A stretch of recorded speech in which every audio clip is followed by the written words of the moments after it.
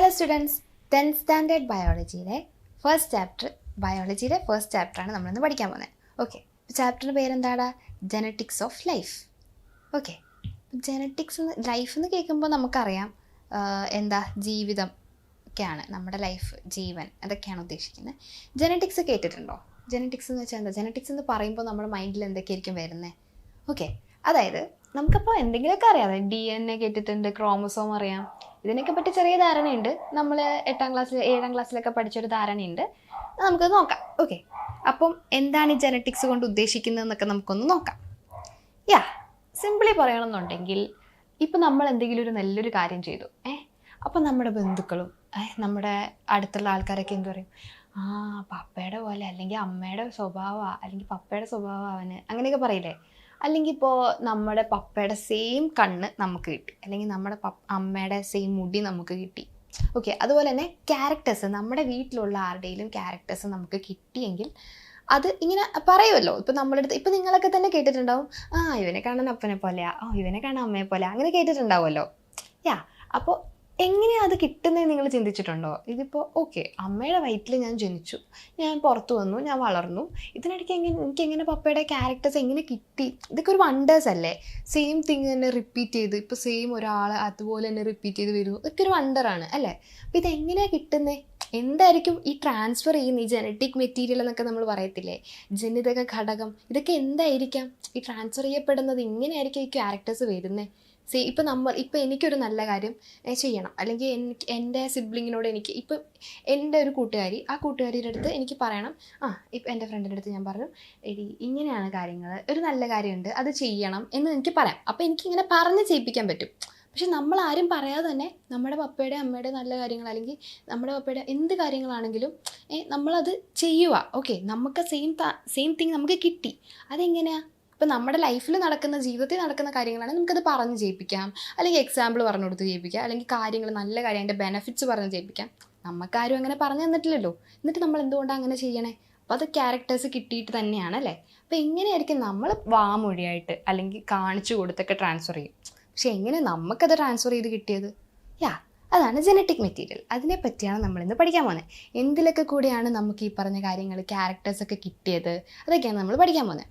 Okay അല്ലേ? അപ്പോൾ നമുക്ക് ഫസ്റ്റ് ടോപ്പിക്കിലോട്ട് പോവാം. ചാപ്റ്ററിൻ്റെ ഫസ്റ്റ് ടോപ്പിക്ക് DNA ആണ്. DNA എന്ന് നിങ്ങൾ കേട്ടിട്ടുണ്ടോ? കേട്ടിട്ടുണ്ട്. ഓക്കെ, അതിൻ്റെ ഫുൾ ഫോമാണ് deoxy ribo nucleic acid, DNA.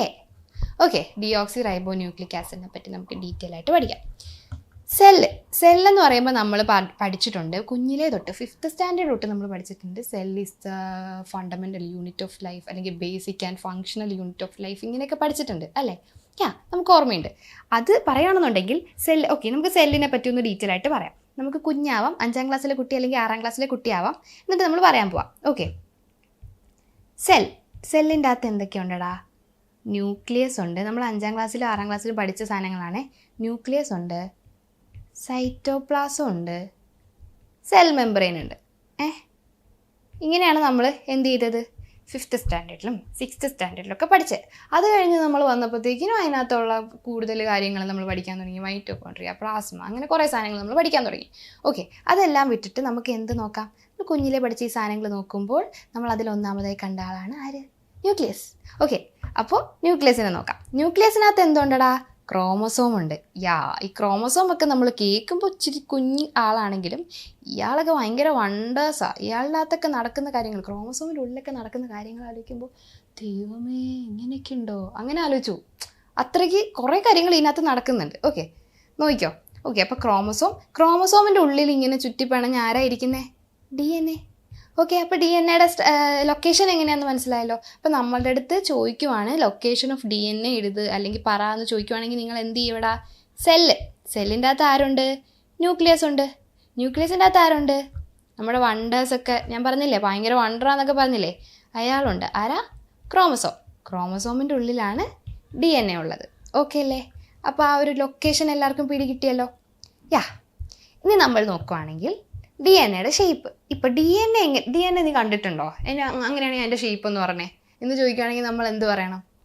നമ്മൾ പറയണം DNA ഡബിൾ ഹെലിക്കൽ ഷേപ്പാണ്. ഓക്കെ, ഇത് കണ്ടുപിടിച്ച ആൾക്കാരെ കുറിച്ച് നമുക്കൊന്ന് നോക്കാം. ഓക്കെ, ഈ DNA ഷേപ്പ് ഡബിൾ ഹെലിക്കലാണ്. അതിന് ഡബിൾ ഹെലിക്കൽ മോഡൽ എന്ന് നമുക്ക് പറയാം. ഇങ്ങനെയൊക്കെ പറഞ്ഞ് കണ്ടുപിടിച്ച കുറച്ച് സയൻറ്റിസ്റ്റുമാരുണ്ടേ നമുക്ക് പഠിക്കാനായിട്ട്. പണ്ട് നമ്മൾ പണ്ടല്ല ഇപ്പം തന്നെ വിചാരിക്കുന്നുണ്ട്, ഇതൊക്കെ ആരാണോ കണ്ടുപിടിച്ചതെന്ന് ഓർത്തവർക്ക് വേണ്ടിയിട്ടാണ്. നോക്കിയോ ആരാ കണ്ടുപിടിച്ചതെന്ന് നമുക്ക് പറയാം. 1953. ഓക്കെ, ഇയർ ഒന്ന് ജസ്റ്റ് നോട്ട് ചെയ്തോ. 1953 ആരൊക്കെയാ? James Watson along with Francis Crick. ജെയിംസ് വാട്സണും ഫ്രാൻസിസ് കിർക്കും കൂടെയാണ് എന്ത് ചെയ്തത്? ഈ double helical model of DNA present ചെയ്തത്. ഓക്കെ, അതിനെ സപ്പോർട്ട് ചെയ്ത് അതിൻ്റെ അല്ലെങ്കിൽ DNA എന്തെങ്കിലുമൊക്കെ കാര്യങ്ങൾക്ക് വേണ്ടി കൂടെ നിന്ന കുറച്ച് സയൻറ്റിസ്റ്റുമാരെയും കൂടെ നമുക്ക് ജസ്റ്റ് ഒന്ന് നോക്കിയേക്കാം. ഓക്കെ, അപ്പോൾ ഇതാണ് double helical model of DNA എന്ന് പറയുന്നത്. ഇനി ഇതിൻ്റെ സ്ട്രക്ചർ നോക്കുകയാണെന്നുണ്ടെങ്കിൽ ഇപ്പോൾ DNA ഒരു കഥ അല്ലെങ്കിൽ സയൻസ് അല്ലെങ്കിൽ ഒരു ഹിസ്റ്ററിയിലേക്ക് നമ്മളിപ്പോൾ പോയി ഹിസ്റ്ററി എന്താണെന്ന് പിടികിട്ടി. ഓക്കെ, അതിരിക്കട്ടെ.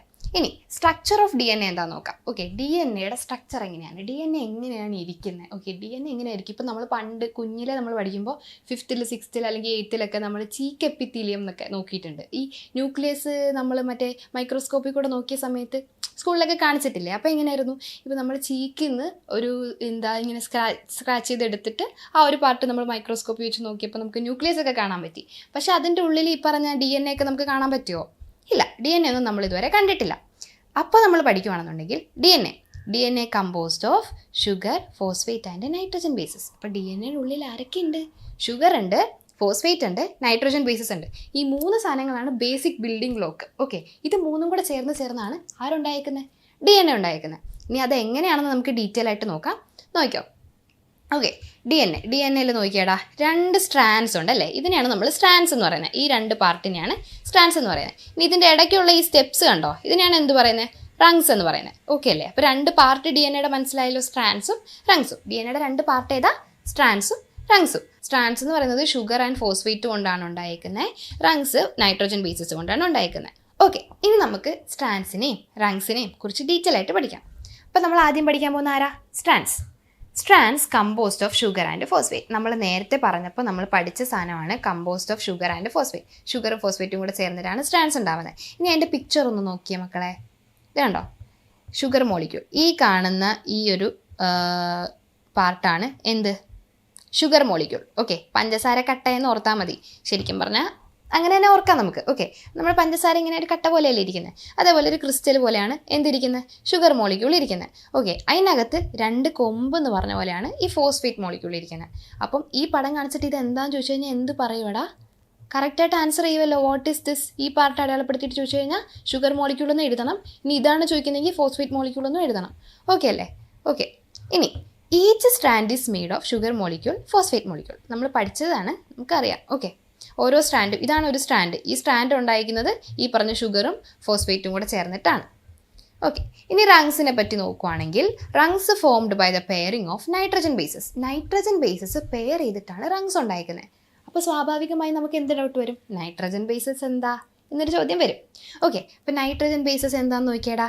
Adenine, thymine, guanine, cytosine. ഈ പറഞ്ഞ 4 സാധനങ്ങളും കൂടെ ചേർത്താണ് നമ്മൾ നൈട്രജൻ ബേസസ് എന്ന് പറയുന്നത്. ഓക്കെ, അതിന് പ്രത്യേക ഷേപ്പും പ്രത്യേക കളേഴ്സൊക്കെ ഉണ്ട്, ഇവിടെ തന്നിട്ടുണ്ട്. നോക്കിയേടാ, എയുടെ ഈ ഒരു കാര്യം. ഓക്കെ, ഇങ്ങനെയാണ് എയുടെ ഷേപ്പ് തന്നേക്കുന്നത്.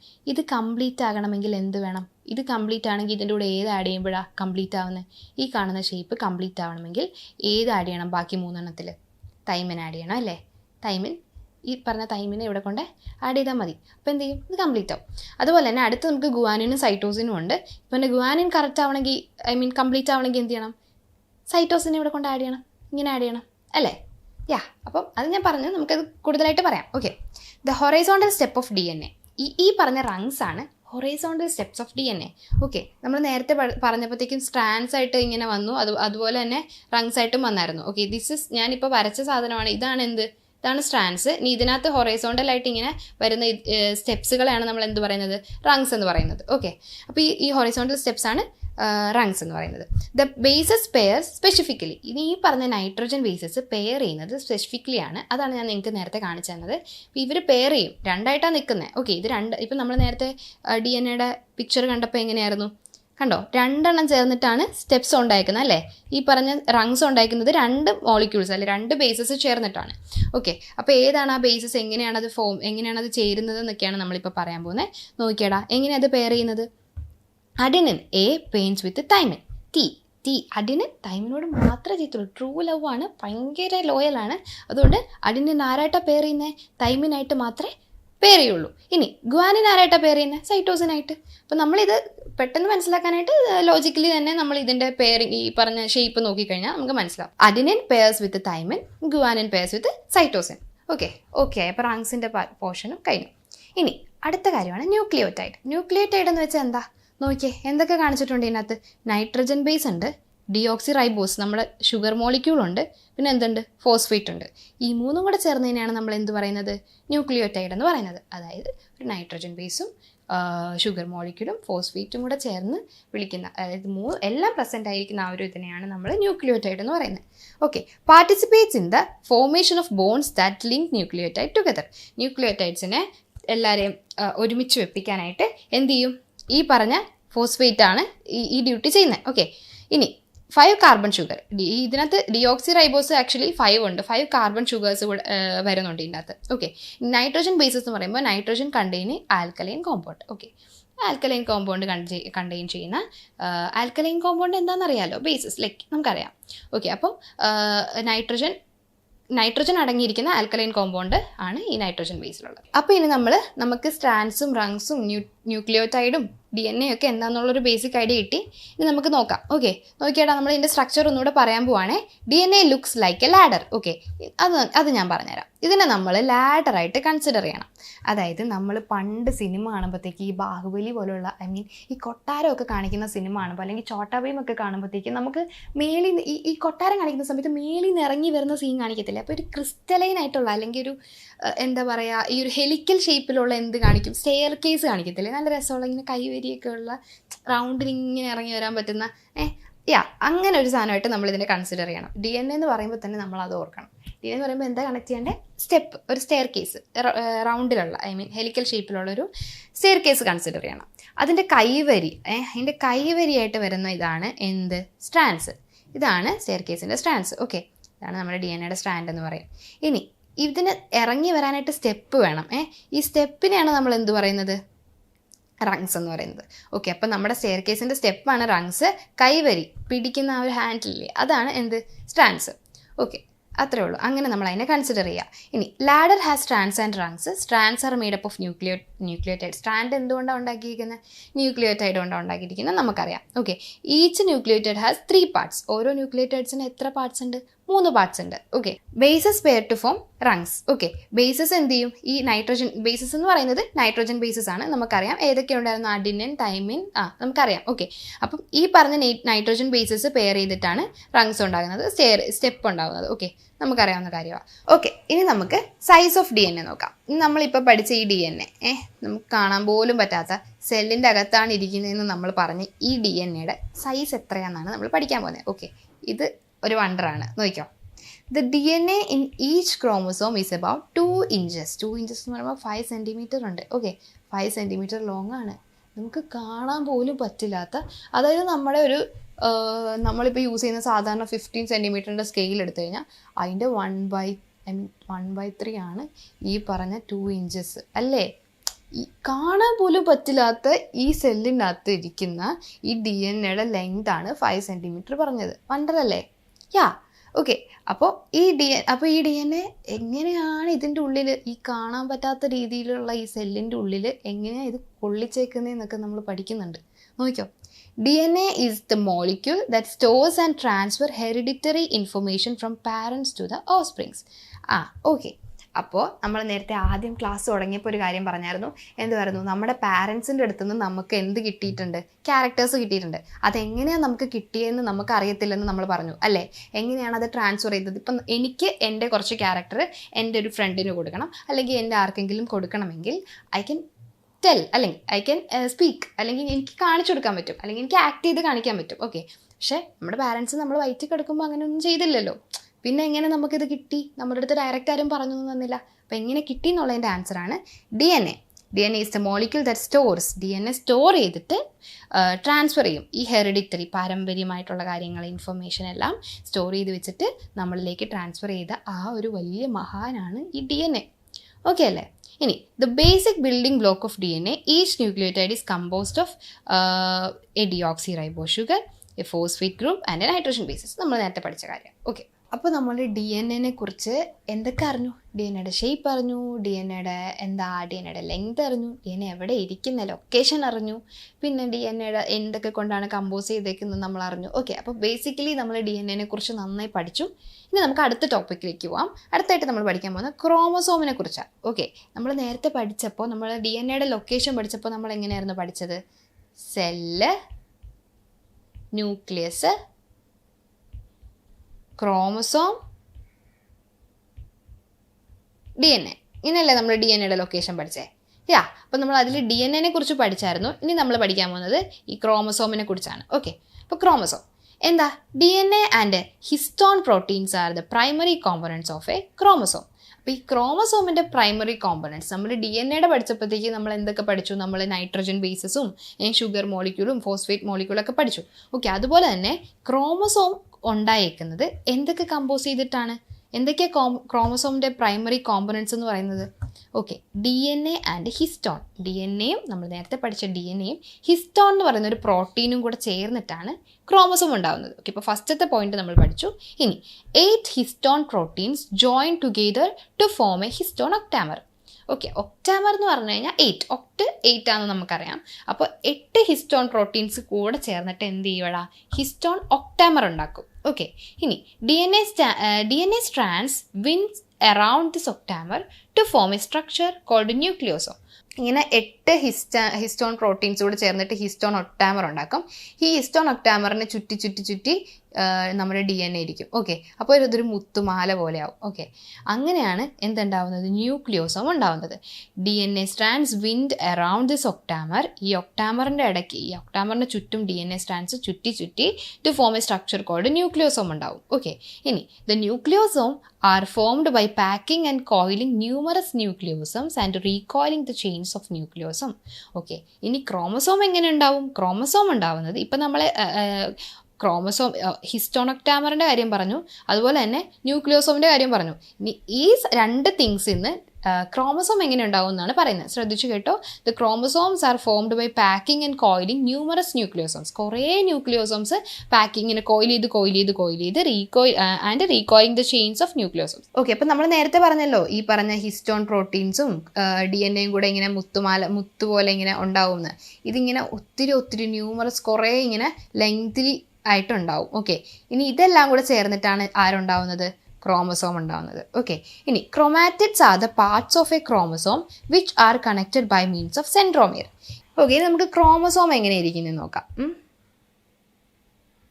ഓക്കെ, ഇതാണ് നമ്മുടെ ക്രോമസോം. ഇങ്ങനെയാണ് ക്രോമസോം ഇരിക്കുന്നത്. ഓക്കെ, ഇനി ഇതിൻ്റെ നടുക്കൊരു സെൻട്രോമിയർ ഉണ്ട്. ഈ രണ്ട് തിങ്സ് ചേർന്നിട്ടല്ലേ ഈ ക്രോമസോം ഉണ്ടായേക്കുന്നത്. ഓക്കെ, അപ്പോൾ അതിൽ ഈച്ച് സ്ട്രാൻഡ്സിനെയാണ് നമ്മൾ എന്ത് പറയുന്നത്? Chromatids are the parts of chromosome which are connected by means of centromere. ഈ രണ്ട് പാർട്ട് ഉണ്ട്. ഓക്കെ, ഇത് ഒന്നാമത്തെ പാർട്ട്, സെക്കൻഡ് തിങ് ആയിട്ട് കാണിച്ചേക്കുന്നത് രണ്ടാമത്തെ പാർട്ട്. ഇങ്ങനെ 2 പാർട്ട് ഈ പറഞ്ഞ സെൻട്രോമിയർ എന്ന് പറഞ്ഞാൽ സ്ക്രൂ അടിച്ച് വെക്കത്തില്ലേ, അതുപോലെ ഇങ്ങനെ സ്ക്രൂ ചെയ്ത് വെക്കുന്ന പോലെ കണക്ട് ചെയ്തേക്കുക. ഈ സെൻട്രോമിയർ വെച്ച് നമ്മളിങ്ങനെ ആണി അടിച്ച് വെക്കത്തില്ലേ, അതേപോലെ അടിച്ച് വെച്ചേക്കുക. ഓക്കെ, ഇതാണ് സെൻട്രോമിയർ. ഓക്കെ അല്ലേടാ? സെൻട്രോമിയർ. ഈ 2 പാർട്സിനെയും പറയുന്ന പേരാണ് ക്രോമാറ്റിഡ്സ്. ഓക്കെ, മനസ്സിലായി. അപ്പോൾ ഇങ്ങനെയാണ് നമ്മുടെ ക്രോമസോമിൻ്റെ സ്ട്രക്ചർ എന്ന് പറയുന്നത്. ഓക്കെ, ഇനി ഒന്നുകൂടെ നമ്മൾ അതിൻ്റെ പ്രോസസ്സ് അതെങ്ങനെയാണ് ഉണ്ടാവുന്നത്, ഹൗ ക്രോമസോംസ് ആർ ഫോംഡ് എന്ന് ചോദിച്ചു കഴിഞ്ഞാൽ ക്രോമസോം എങ്ങനെയാണ് ലൈക്ക് അതിൻ്റെ ഒരു പ്രോസസ്സിങ് എങ്ങനെയാണെന്ന് നോക്കിക്കഴിഞ്ഞാൽ നമുക്ക് നോക്കാം. ഓക്കെ, എങ്ങനെയാടാ?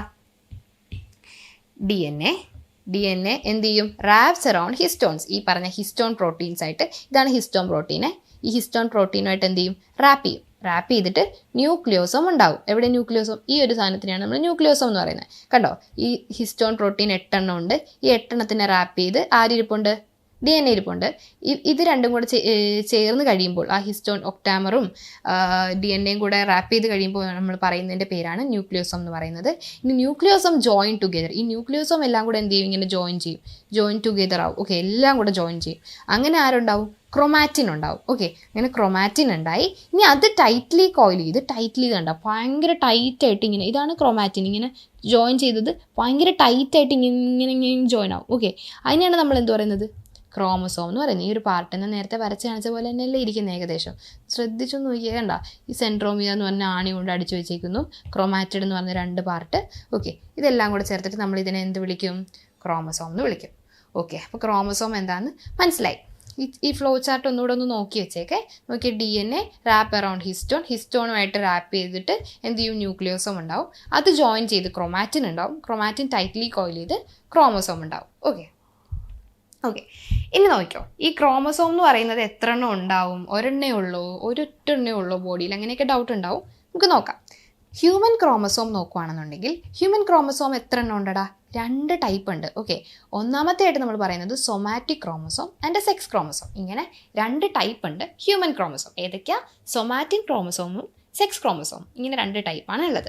ഈ കാണിച്ചേക്കുന്നതാണ് സൊമാറ്റിക് ക്രോമസോം. എത്ര എണ്ണം ഉണ്ട്? 22 പെയേഴ്സ് ഉണ്ട്. 22 എണ്ണമല്ല, എണ്ണം ചോദിക്കുവാണെങ്കിൽ 44 പറയണം. ഓക്കെ, എണ്ണം ചോദിക്കുവാണെന്നുണ്ടെങ്കിൽ 44 നമ്പർ പറയണം. പിന്നെ പെയേഴ്സ് ചോദിക്കുകയാണെന്നുണ്ടെങ്കിൽ മാത്രം 22 പെയേഴ്സ് എന്ന് പറഞ്ഞാൽ മതി.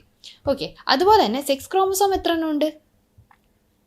2 എണ്ണേ ഉള്ളൂ. സെക്സ് ക്രോമസോം എത്ര എണ്ണം ഉള്ളത്? 2 എണ്ണം. പെയർ ചോദിക്കുവാണെന്നുണ്ടെങ്കിൽ 1 പെയർ. ഓക്കെ, 1 പെയറും 2 ഇൻ നമ്പറും. ഇങ്ങനെ രണ്ട് സെക്സ് ക്രോമസോംസേ ഉള്ളൂ. അത് XYയും XXും. ഇങ്ങനെ അതായത് രണ്ടും കൂടെ ഒരാൾക്കില്ല. XY എന്ന് പറഞ്ഞാൽ അതെന്താ? മെയിലാണ്. ഓക്കെ, മെയിലിൻ്റെ ബോഡിയിലാണ് XY ഉള്ളത്. മെയിൻ്റെ ക്രോമസോം സ്ട്രക്ചറാണ് XY. ഫീമെയിൽ ആണെങ്കിൽ XX ആണ്. ഓക്കെ, XX ആണ് ഫീമെയിലിൻ്റെ.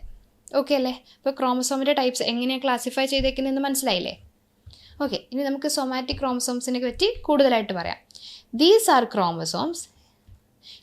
chromosomes that control physical characteristics.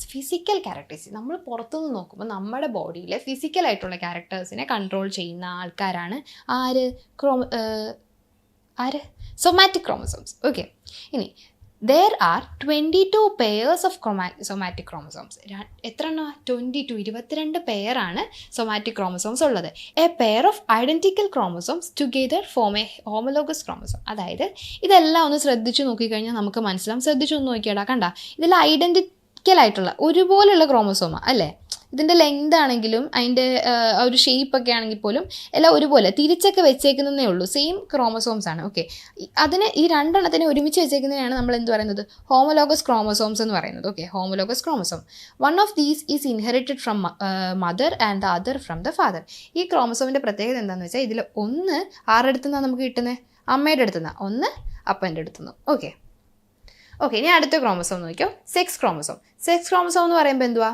These are the chromosomes which are involved in sex determination. നമ്മുടെ സെക്സ്, അതായത് നമ്മൾ മെയിലാണോ ഫീമെയിൽ ആണോ എന്ന് ഡിറ്റർമൈൻ ചെയ്യുന്നതിന്, കണ്ടുപിടിക്കുന്നതിന് കാരണക്കാരായിട്ടുള്ള ക്രോമസോംസ് ആണ് ആര്? സെക്സ് ക്രോമസോംസ് എന്ന് പറയുന്നത്. They are of 2 types. എത്ര ടൈപ്പ് ഉണ്ടടാ? 2 ടൈപ്പ് ഉണ്ട്. Okay, X chromosome and Y chromosome. The Y chromosome is the comparatively smaller than that of the X chromosome. X chromosome അത്യാവശ്യം വലുതാണ്, കണ്ട ഇത്രയുണ്ട്. പക്ഷേ ഇതിനേക്കാൾ കമ്പാരിറ്റീവ്ലി ഭയങ്കര കുഞ്ഞതായിട്ടുള്ളത് ആരാ? Y chromosome ആണേ. ഓക്കെ, ഇനി the SRY gene on the Y chromosome is responsible for the development of testis in the embryo. Okay, അപ്പം കുഞ്ഞായിരിക്കുമ്പോൾ നമ്മുടെ ടെസ്റ്റിസ് ഡെവലപ്മെൻറ്റിന് വേണ്ടിയിട്ട് നമ്മളെ സഹായിക്കുന്നത് അല്ലെങ്കിൽ അതിൻ്റെ കാരണമായിട്ടുള്ളത് ഈ പറഞ്ഞ Y ക്രോമസോമാണ്. അപ്പം തന്നെ നമുക്ക് മനസ്സിലാവും ആരാണ് അത്. XY എന്ന് പറയുന്നത് ആരാ? മെയിലാണ്. ഓക്കെ, അപ്പോൾ നമ്മൾ ഹ്യൂമൻ ക്രോമസോംസിനെ കുറിച്ച് ഇത്രയും നേരം പഠിച്ചതിൻ്റെ ബേസിസിൽ നമുക്ക് ഈ ടേബിൾ ഒന്ന് ഫില്ല് ചെയ്ത് നോക്കാം. ഓക്കെ, നോക്കിയേടാ, ഫീമെയിലും മെയിലും തന്നിട്ടുണ്ട്. ജനറ്റിക് കോൺസ്റ്റിറ്റ്യൂഷനാണ് ആദ്യത്തെ ബോക്സ്. ആദ്യം നമ്മുടെ അടുത്ത് ചോദിച്ചേക്കുന്നത് ജനറ്റിക് കോൺസ്റ്റിറ്റ്യൂഷനാണ്. അപ്പോൾ ഫീമെയിലിൻ്റെ ജനറ്റിക് കോൺസ്റ്റിറ്റ്യൂഷൻ എങ്ങനെയാണ്? ഞാൻ പറഞ്ഞായിരുന്നല്ലോ, 22 പെയേഴ്സും 22 പ്ലസ് ഏതാ? 22 പ്ലസ് എത്ര ക്രോമസോംസ് ഉണ്ട്? X. ഓക്കെ, ഇതാണ് ഫീമെയിൽ എന്ന് പറയുന്നത്. ഇനി മെയിലിന് നേരെ മറിച്ച് എങ്ങനെയാ? 22 പ്ലസ് XY. ഓക്കെ, ഇനി ടോട്ടൽ നമ്പർ ഓഫ് ക്രോമസോംസ് പറയുവാണെന്നുണ്ടെങ്കിൽ നമ്മൾ എന്ത് പറയണം? 23 പെയർ അല്ലെങ്കിൽ 46 ഇൻ നമ്പർ. ഓക്കെ, ഇവർക്കും സെയിം, രണ്ടുപേർക്കും സെയിം തന്നെ അല്ലേ? പ്രത്യേകിച്ച് എന്തെങ്കിലും മാറ്റം ഉണ്ടോ? ഇല്ല. ഓക്കെ, ഇനി നമ്പർ ഓഫ് സൊമാറ്റിക് ക്രോമസോംസ് എത്ര എണ്ണം ഉണ്ട്? എത്ര എണ്ണം ഉണ്ടടാ? 22 പെയർസ് ഉണ്ട് അല്ലേ? 44 ഇൻ നമ്പേഴ്സ്. ഓക്കെ, ഇനി number and type of sex chromosomes. Okay, അപ്പോൾ ഫീമെയിലിൻ്റെ നമുക്ക് ആദ്യം എഴുതാം. ഫീമെയിലിൻ്റെ സെക്സ് ക്രോമസോമിൻ്റെ ടൈപ്പ് ഏതാ? ആദ്യം നമ്പർ എഴുതാം. എത്ര എണ്ണം ഉണ്ട് ഫീമെയിലിന്? ഒരു പേരല്ലേ? ഒരു പേരുണ്ട്. അതിൻ്റെ എത്രയാണ്? അത് ഏതൊക്കെയാണ് ഫീമെയിലിൻ്റെ? എക്സും എക്സും. എക്സ് ആണ് ഫീമെയിലിന് വരുന്നത്. ഇനി മെയിലിനാണ് വരുന്നതെങ്കിലോ സെയിം 1 പെയർ എക്സും വൈയും. ഓക്കെ, ഇനി നോക്കിയോ. Every body cell has 46 chromosome. എല്ലാ ബോഡി സെല്ലിനും എത്ര ക്രോമസോംസ് ഉണ്ട്? 46 chromosomes ഉണ്ട്. Since our body has so many cells, that total numbers of chromosome in our body is extremely large. അല്ലേ?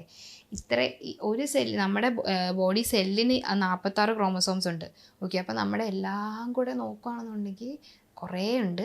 അതിപ്പോൾ ചിലർക്ക് ഡൗട്ട് വരാം, ഇപ്പോൾ എത്ര എണ്ണം ഒരു ബോഡിയിൽ അപ്പോൾ എത്ര ക്രോമസോം ഉണ്ടാവും എന്നൊക്കെ ഡൗട്ട് വരാം. അപ്പോൾ അത് ഭയങ്കര ലാർജാണ്, നമുക്ക് കാൽക്കുലേറ്റ് ചെയ്യാൻ പറ്റത്തില്ല.